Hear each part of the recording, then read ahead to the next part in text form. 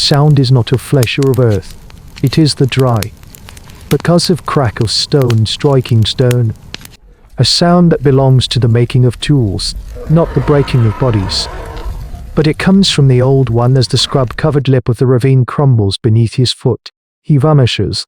There is a muted thud, a cascade of loose rock, and then a silence more terrifying than any scream. For a long moment, the small band of Homo habilis remains frozen, dark eyes wide, nostrils flaring to catch a scent of danger that has no scent. This is the unforgiving calculus of life million years ago. The ground itself is a predator. They are a people of the endless walk, and the walk has just been broken. A young female, his daughter's daughter, is the first to move. She scurries to the edge, her low profile keeping her balanced, and peers into the shadows of the fissure. He lies 10 feet below, twisted against a slab of granite. He is not moving. The others gather behind her. A silent chorus of grunts and anxious calls. The lead male arrives, his larger frame radiating a nervous energy. In his hand, he clutches a heavy Aldoan chopper, its sharp edge a familiar comfort against the palm. This is his role, to assess, to command, to cut away the weight.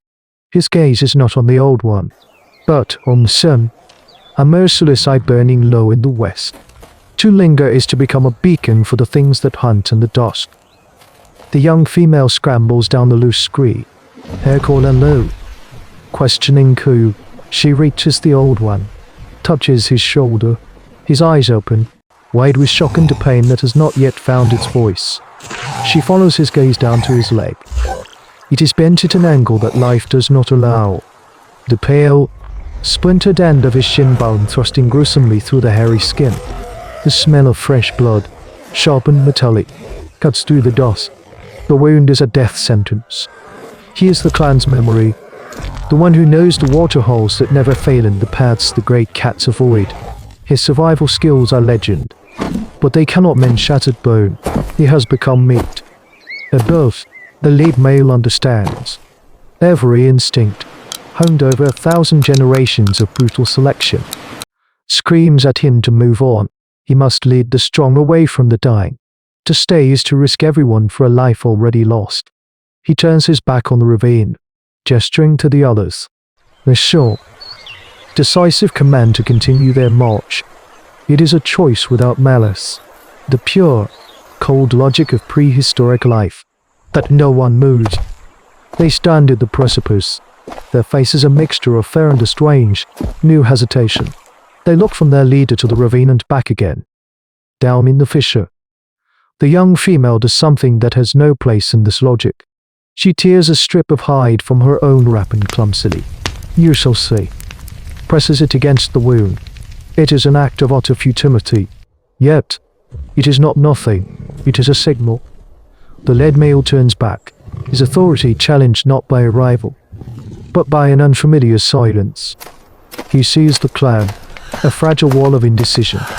He sees the female's futile gesture of care, and he sees the Old One, who now meets his gaze, his eyes not pleading, but filled with a terrible, knowing stillness.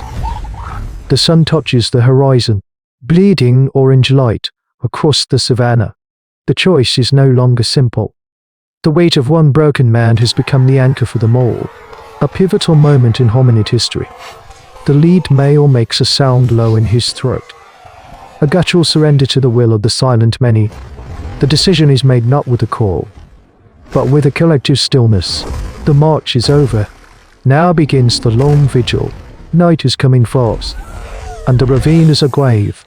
Getting the Old One out is a clumsy, agonizing affair. Two males scramble down, their strength useless against the dead weight and the awkward angle of the shattered limb. Every shift of his body forces a sharp, inhaled gasp of pain that cuts through the dust. They heave and pull, their fingers digging into his armpits, while the young female below tries to support the broken leg, to keep it from swinging. He is no longer the wise tracker, a key figure in hominid history. He is a fragile bird, a sack of meat and bone whose groans are a magnet for things that listen in the dark. They find a shallow overhang of rock not far from the ravine. a pathetic shelter that offers more shadow than substance. It will have to do. A fire is coaxed to life, its flickering light a tiny act of defiance against the immense, star-dusted blackness of the African night. The clan huddles close. Their bodies are warm, breathing well against the chill. The only sounds are the crackle of the dry thorn bush, the old one's ragged breathing, and, far out on the plains, the whooping laughter of a hyena. It is a sound that promises to finish what the fall began. They are stationary, wounded, and not, for the first time. Their world has shrunk from a vast migratory path to this single, fragile point of light. The dawn brings no relief, only a grey, pitiless clarity. The gnawing in their bellies has become a dull ache. The hunters, stripped of their mobility and the element of surprise, are now reduced to desperate opportunism. The lead male and the younger, faster male move out, not with the confident stride of a hunting party, but with the furtive crouch of thieves. Their hunt becomes an act of scavenging. They track the vultures, the patient sky watchers, and find the remains of a zebra kill, a leopard's prize dragged into an acacia tree. What follows is a frantic, dangerous ballet. The younger male throws rocks and screams to distract the returning cat while the lead male shimmies up the trunk, frantically hacking off a haunch of meat with his chopper. They escape with a bloody, meager prize, their hearts hammering against their ribs. Back at the overhang, the meat is laid on a flat stone. It is not enough. The smell of it makes the children cry with a shout, demanding hunger. The hunters are exhausted, their own bodies screaming for fuel. This is the true test of their newfound mercy, the point where compassion meets starvation. The lead male looks at the small portion of flesh, then at the hungry faces around him, his gaze finally resting on the old one, who shivers with fever, his eyes glassy. The clan's fragile social cohesion hangs in this moment. He could take the meat for himself, assert the dominance of the provider. Instead, he rips a strip of sinewy flesh and hands it to the young female. She, in turn, chews it into a soft pulp and gently pushes it into the old one's mouth. The choice is made. They will feed the anchor that holds them in this place of danger. They have bought him another day, at the cost of their own strength. It is a victory for the bond between them, an unseen step in human evolution. But the savannah is not known for rewarding such victories. The moon has eaten itself and been reborn twice since the fall. The clan is afraid, weary thing, their bodies leaner, their movements edged with the lethargy of persistent hunger. They have survived, but they are not thriving. The old one's leg has scarred over into a useless, twisted knot of bone and sinew. He will never track again. He sits propped against the rock overhang, a permanent fixture in their diminished world. He is a constant drain on their resources. A male that cannot hunt, and yet, something has shifted. He is no longer just a burden to be fed. He has become the clan's stationary eyes. While the hunters are away, he watches. He sees the kestrels that hover over the long grass, betraying the movement of lizards. He notes the subtle change in the dung of passing herbivores, a sign of what plants they are eating. He spends his days chipping at river cobbles, his cold, gnarled hands showing the young ones how to feel the hidden fissures in the stone, how to strike to get the sharpest edge from their primitive ancient tools. The real test comes with the heat. The sun becomes a white, punishing glare, and the land grows brittle. The small waterhole they have relied upon shrinks daily, receding into a cracked bowl of foul-smelling mud. The game, once plentiful, has vanished, following the water nose. The hunters return day after day with nothing but dust on their skin and a growing desperation in their eyes. The children's cries become weak and incessant. The lead male grows agitated, his physical dominance useless against an enemy he cannot fight. He paces the edge of the camp, his authority bleeding away with every failed hunt. It is then that the old one acts. He calls the lead male with a series of sharp grunts, his gaze firm. He points with his chin toward a low ridge, miles away, a place of dry, thorny scrub they have always avoided. The lead male shakes his head, an angry gesture. I fool's errand. I waste a precious energy, but the old one persists. He mimics the flight of a sengros, a bird he has been watching for weeks. The bird that must drink at dawn. He mimes the act of digging, of scooping water to his mouth. He is not giving an order. He is offering a memory, a piece of knowledge unearthed by his forced stillness. The young female, his granddaughter, watches this exchange.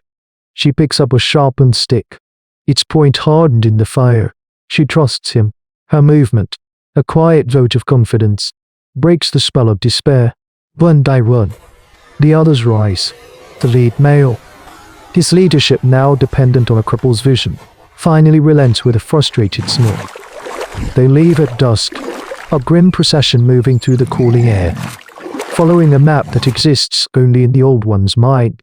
They dig where he indicated, their hands and sticks scrabbling at the dry, stony soil beneath the scrub.